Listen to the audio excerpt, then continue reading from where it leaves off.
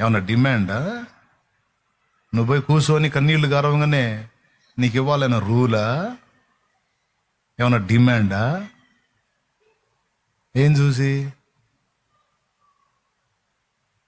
ఏంది నీ మొనగెత్తుతానో? ఏం లేదు. ఆయన కృప, ఆయన దయ, ఆయన దానం. ఎవ్వరం లేదు ఇక్కడ, ఎవ్వరికి లేదు. పౌలంతటి వాడే ప్రయాసపడింది నేను కాదు, నాకు తోడై ఉన్న దేవుని కృప అన్నాడు గనక దీనులంగా మనం దేవుని ముందుంటే, మన అయోగ్యతను మనం గుర్తుపట్టి దేవుని ముందుంటే ఆయన కృప చూపుతాడట. ఓకే, కృప చూపుటలో శ్రీమంతుడా, తరతరములకు ఆరాధ్యుడా. కృప పనికిరాను అనుకున్నావు, ఆయన వదిలిపెట్టలా. ఆ కృప నిన్ను వెంటబడి ఏంగా లేపా లే నడు అని ఈ రోజుకి నిన్ను ధైర్యం చేసి ముందుకు నడిపిస్తుంది ఆ కృప. నిన్ను బలపరిచింది ఆయన కృప, నిలబెట్టింది ఆయన కృప. అసలు ఈ రోజు ఇక్కడికి వచ్చి కూర్చున్నామంటే ఆయన కృప. పచ్చిగా చెప్పాలంటే అసలు ఈ రోజు ఇక్కడికి రాకుండా నిన్ను చేయడానికి నీకు ఆటంకాలు వచ్చినాయి ఇంటికాడే. ఈసారి వారం పోదాం అనిపించింది, అలాంటి పరిస్థితులు వచ్చినాయి. కొంతమందికి తెలుసు నాకు ఆ సంగతి. అబద్ధాలు ఆడకుండా చెప్పండి, వచ్చినాయా రాలేదా? ఆ పరిస్థితి వచ్చినాయా రాలేదు? ఎంతమంది చేతులు ఎత్తారు? అదిగో చూడు ఎంతమంది చేతులు ఎత్తారు. అయినా సరే అవన్నీ డీల్ అయిపోయినాయి, పరిగెత్తుకొని వచ్చావు. సార్ నీకు ఎట్లా వచ్చావు? కృప తెచ్చి కూర్చోబెట్టింది. రా ఈరోజు నీతో బోల్డ్ అని విషయాలు మాట్లాడాలి. రా పిచ్చోడా, ఏడికి పోతావు? రా పట్టుకొచ్చాడు. పిచ్చిదానా, ఏడికి పోతావు? వెర్రి మొహం, ఈరోజు స్పెషల్గా మాట్లాడాలి నీతో, రా అని తీసుకొచ్చాడు. ఈ లైవ్లో కూడా నువ్వు వచ్చావంటే కృపే. కృప నీ మీద ఉంది, అందుకే వచ్చి ఈ మాటలు వింటున్నావు నువ్వు, లేకపోతే కష్టం.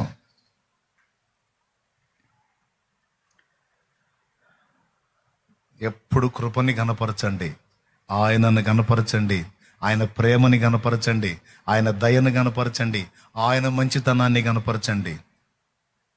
నువ్వు నీతిగా ఉండాలి, పరిశుద్ధంగా ఉండాలి, ప్రార్థన చేయాలి, ఉపవాసం ఉండాలి, జాగారం చేసి ప్రార్థన చేయాలి, అన్నీ అవసరమే. ఇవన్నీ దేనికి ఉపకరించినాయి అంటే ఆయన కృప నీ మీద కలగటానికి ఉపయోగపడ్డాయి. అర్థమైందా? కాబట్టి ఎన్ని ఉపయోగించినా కృప కలగటం గొప్పతనం కదా. కాబట్టి వీటిని గణపరచొద్దు, కృపని గణపరచు. అలాగని వీటిని మానమని చెప్తున్నానా? మానితే కృప కదలదు కదా. కాబట్టి అవసరం. కానీ నా ప్రార్థన, నా ఉపవాసం, నా పరిశుద్ధత, నా నీతి, అసలు ఎట్లా ఉంటే మరి ఇట్లా నేను అనే అసలు ఎట్లా ఉంటే ఎందుకు దీని దగ్గర స్టాండ్ వేసాను తెలుసా? ఇది బాగా ఎక్కాలి మీ మైండ్కి అని. ఎందుకంటే మన దగ్గర ఒక దరిద్రం ఉంది, మర్చిపోయే దరిద్రం. ఇది మర్చిపోకూడదు. పంట పండిందంటే మరి ఆ ఫలానా మందులు ఆడాను, మరి బలం వేసాను, మరి మామూలుగా చేశాను, ఒక్క జల్లు పంపించాడంటే కూర్చుంటాం నెత్తిన కొట్టేసి. ఓకేనా? కష్టపడ్డావు ఓకే, కానీ కృపను ఘనపరచు. నేను కష్టపడిందా నా గొప్పతనం ఏముందన్నయ్యా? అదిగో అన్నం పెట్టేది నాథుడు ఆయన. అది పండిందంటే ఆయన కృప. కృప ఏంది? నువ్వు కష్టపడ్డా ఫలించొద్దంటాయా? ఆయన కృప లేకపోతే ఏం ఫలిస్తుంది? పెద్ద పెద్ద చదువులు చదివిన వాళ్ళు అక్కడ కూర్చున్నారు. మరి నేను ఉద్యోగం చేస్తున్నా అంటే కృప కాదు? నా తండ్రి మరి నాతో పాటు చదివిన వాళ్ళు చాలామంది ఉన్నారు, వాళ్ళు ఎవరికి లేని అవకాశం నాకు ఇచ్చి మరి నాకు ఉద్యోగం ఇచ్చాడు నా తండ్రి, అని కృప కాదు? నా కాడికి మొనగాళ్ళు చాలామంది ఉన్నారు, మరి నాకు సేవ ఇచ్చాడు, కృప కాదు? ఎవరి కాడికి మొనగాడినా నేను? కృప. ప్రతి దానిలో ఆయన కృపను వెతుకు, ధన్యుడు అయిపోతావు, ధన్యురాలు అయిపోతావు, సంతోషపెట్టినోడు అవుతావు, సంతోషపెట్టిన దాన్ని అవుతావు, దేవుల్లో వాస్తవికతను గుర్తించినోడు అవుతావు.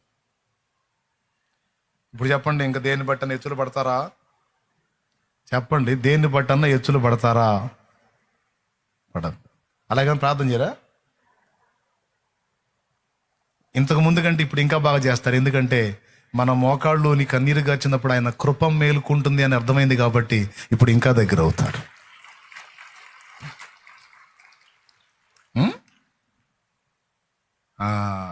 ఎక్కువ కృప పొందినట్లు మీ స్వీయత విషయంలో విరిగిపోయి దీనులవ్వండి. నేను నేర్చుకుంది అది, నా తండ్రి నాకు నేర్పింది అది. ఇది నాకు బయలుపరిచిన ఆ రోజు నుంచి ఈ రోజు దాకా ఎచ్చులు పట్టడం మానేశా. ఎచ్చులు పట్టడం అంటే మన ప్రార్థన గొప్పది, మన నీతి గొప్పది, మన దీన మనసు గొప్పది, మన త్యాగం గొప్పది, మన అది గొప్పది, మన ఇది గొప్పది అని ఎచ్చులు పట్టడం మానేశా. అంటే ఎవరితో పడలా మనసులో. మరి దేవుడు నన్ను వాడుకుంటున్నాడంటే మనం పర్లేదులే అనుకునే తత్వం. పర్లేదు కాదు, పర్వా ఉంది. దేవుడు పక్కన పెట్టడానికి ఉంది అవకాశం, కానీ చేతబట్టి వాడుతున్నాడంటే మరేం చెప్పు. జగదుత్పత్తికి ముందుగానే ఏర్పరచుకొని నన్ను పిలచితివా. నీ పిలుపే స్థిరపరచెనే, నీ కృపయే బలపరచెనే, నీ కృపయే ఈ పరిచర్యను నాకు అనుగ్రహించెను.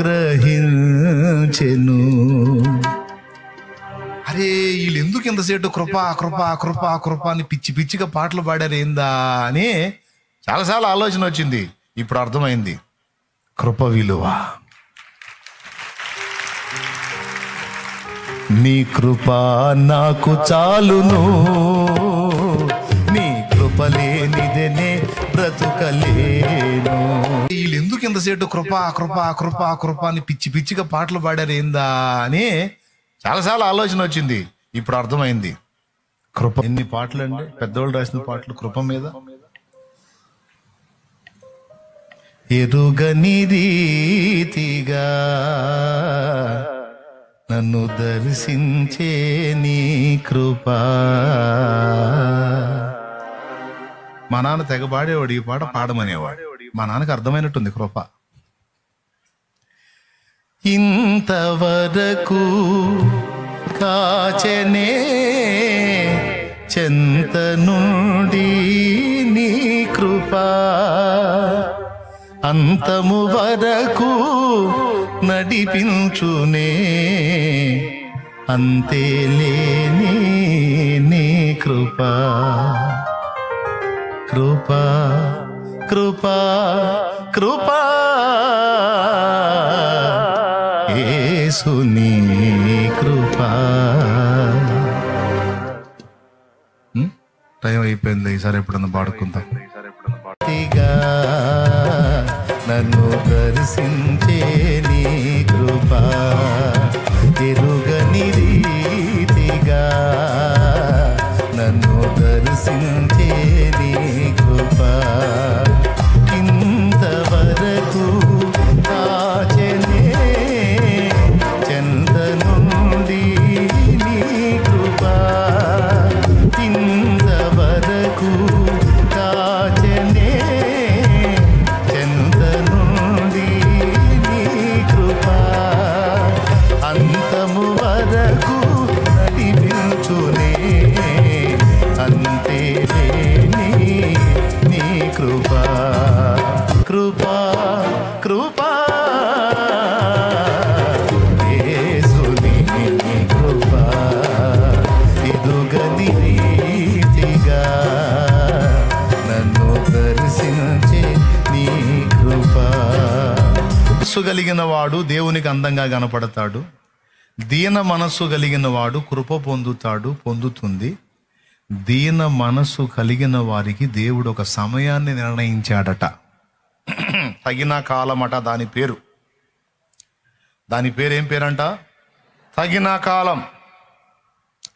మనల్ని పరిశీలించి దీన మనసు కలిగి ఉన్నామో లేదో చూసి మనకి డేట్లు రాసి పెడతాడు.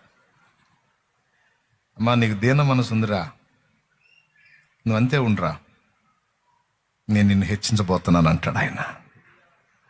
నాన్న నీకు దీన మనసు ఉందిరా, నువ్వు అంతే ఉండు నాన్న, నా బలీయమైన చేతి కింద దీన మనసు కలిగి ఉండు. నీకు ఒక కాలం డిసైడ్ చేశాను, అది తగిన కాలం. ఆ టైంలో నిన్ను లేవనెత్తబోతున్నాను. నేను నిన్ను హెచ్చించబోతున్నాను. నేను నిన్ను ఆశీర్వదించబోతున్నాను. ఇప్పుడు నవ్వుతున్న వాళ్ళని చూసి నువ్వు కృంగిపోవద్దు. ఇప్పుడు నీ దీన మనసును బట్టి నీ మీద సాగించుకుంటున్న వాళ్ళని చూసి నువ్వు కలత చెందొద్దు. నువ్వు కృంగిపోవద్దు, నువ్వు అధైర్యపడొద్దు, నువ్వు విచారపడొద్దు, విస్మయం అందొద్దు. నేను నీకు నియమించిన తగిన కాలం ఒకటి ఉంది. అప్పటిదాకా నా బలమైన చేతి కింద దీన మనసు కలిగి ఉండును. నీకెందుకు అట్లుండో చెబుతా. నీకు నేను నిర్ణయించిన కాలం ఒకటి ఉంది. అది నేను నీకు తగిన కాలంగా డిసైడ్ చేశాను. ఆ కాలంలో ఆ కాలములో నేను నిన్ను హెచ్చించబోతున్నాను.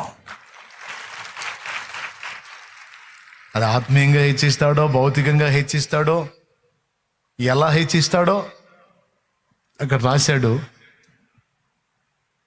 భౌతికంగా హెచ్చిస్తాడు, ఆధ్యాత్మికంగా కూడా హెచ్చిస్తాడు.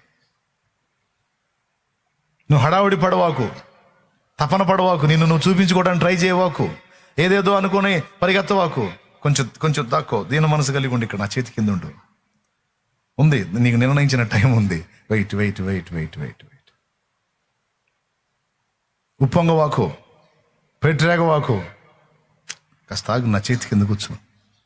దీన మనసు కలిగి నా చేతి కింద, నా బలీయమైన రెక్కల కింద దీన మనసు కలిగి ఉండు. తగిన కాలమందు నేను నిన్ను హెచ్చించబోతున్నాను అంటున్నా. దీన మనస్సు గలవాని నా దేవుడు ఆయన నిర్ణయించిన కాలమందు హెచ్చిస్తాడు. ఇది 3వ బెనిఫిట్. చేస్తాడు, తప్పకుండా చేస్తాడు. మరి నచ్చిద్ది ఆయనకి దీన మనసు ఇష్టం. రా, నేను నిన్ను ఏర్పరచుకున్నాను రా అంటే భక్తులందరూ ఏమన్నారండి? రా, నేను నిన్ను ఏర్పరచుకున్నాను రా అంటే ఏమన్నారు? అవునా పెబ్బా, ఈ పక్కన వాళ్ళు ఎవరు పనికి రాలేదా? ఎట్టన్నా నేను ఫస్ట్ నుంచి పెసలే పెబ్బా, నేను పెసలే అనుకుంటూ పోయారా? మోషే, రమ్ము, నిన్ను నా ప్రజల యొద్దకు పంపిస్తానంటే తగను ప్రభు అన్నాడు. పనికిరాను ప్రభు, నోటి మాంద్యం గలవాణ్ణి, బలహీనుణ్ణి, నేనెందుకు పనికొస్తా ప్రభు అని తన అయోగ్యతను ప్రకటించాడు. సీమోను, రా అని కార్యం చూపిస్తే, ప్రభా ఇంత కార్యం చేశావు, నన్ను వెంట పెట్టుకోవాలనుకుంటున్నావా? నువ్వెక్కడ, నేనెక్కడయా? నువ్వు పరిశుద్ధుడివి, నేను పాపాత్ముణ్ణి, నీకు తగను ప్రభు.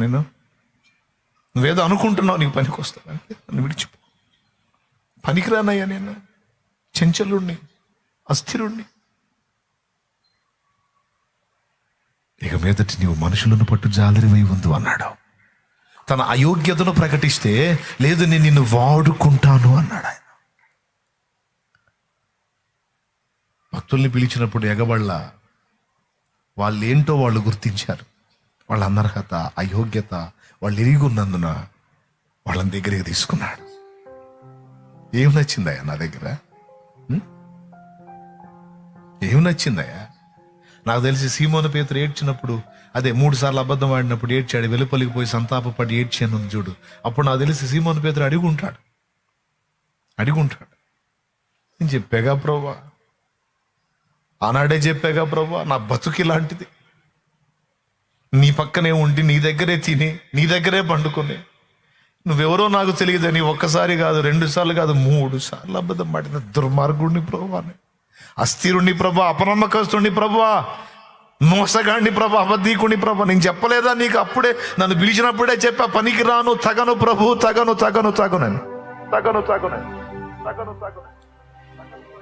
నన్ను పిలుచుకున్నావు, వెంట పెట్టుకున్నావు, చూడు అబద్ధాలు ఎట్టాడానో చూడు.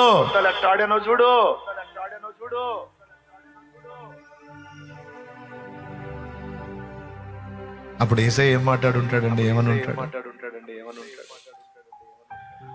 సీమోను, బాధపడకు, నీలో ఉన్న ఈ దీన మనసే నాకు నచ్చింది. నీ అనర్హతని, అయోగ్యతని గుర్తించావు చూడు సీమోను, ఆ దీన మనసే నాకు నచ్చింది. పర్లేదు, లైన్లోకి వస్తావులే. నేను అన్నమాట నెరవేరుస్తా. నిన్ను మనుషులను పట్టు జాలరిగా చేస్తా. నిన్ను మనుషులను పట్టు జాలరినిగా చేస్తా. చూస్తావుగా, చూడు. అస్థిరుండన్నావు, చెంచలుండన్నావు, స్థిరం లేనుండన్నావు. నేను నిన్నే వాడుకుంటా. నీవు మాట్లాడితే వేలాది మంది మారిపోయి బాప్తిసము పొందేటట్టు నేను చేస్తా. ఒక ప్రసంగానికి 3,000, ఒక ప్రసంగానికి 5,000, ఒక దెబ్బకి 2 ప్రసంగాలకి 8,000 మంది బాప్తిసము పొందేటట్టు.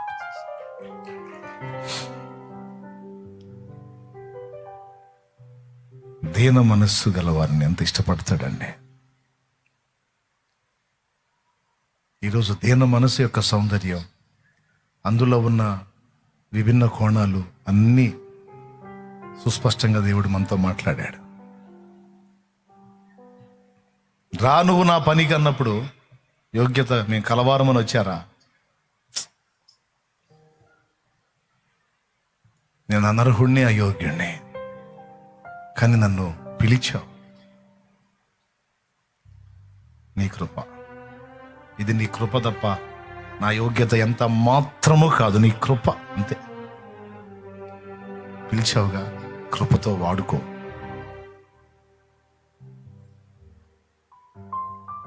అంతే. కాబట్టి నేను యోగ్యుడిని హడావడి చేయటం కాదు. తమ అనర్హతని, అయోగ్యతను గుర్తుపట్టి దేవుని బలీయమైన చేతి కింద కూర్చున్నారు.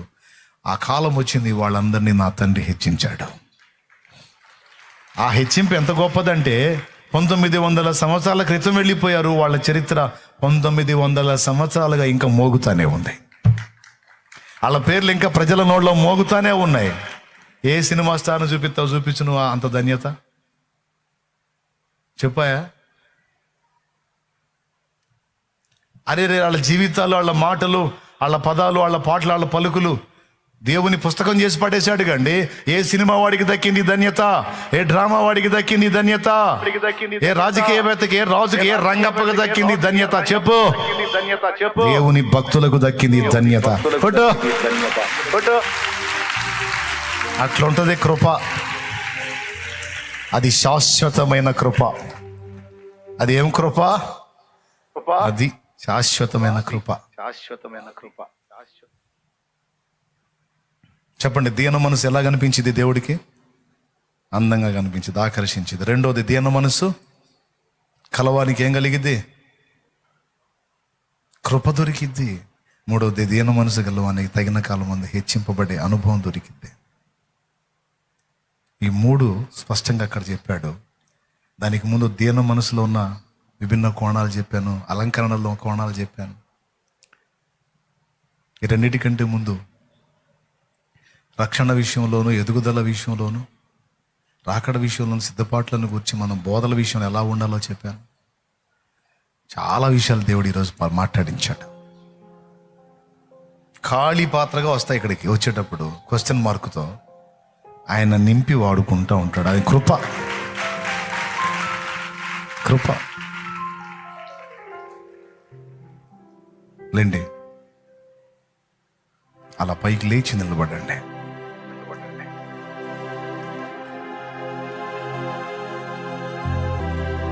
నీ దయ నుండి దూరము కాగా ప్రేమతో పిలిచి పలుకరించితివే.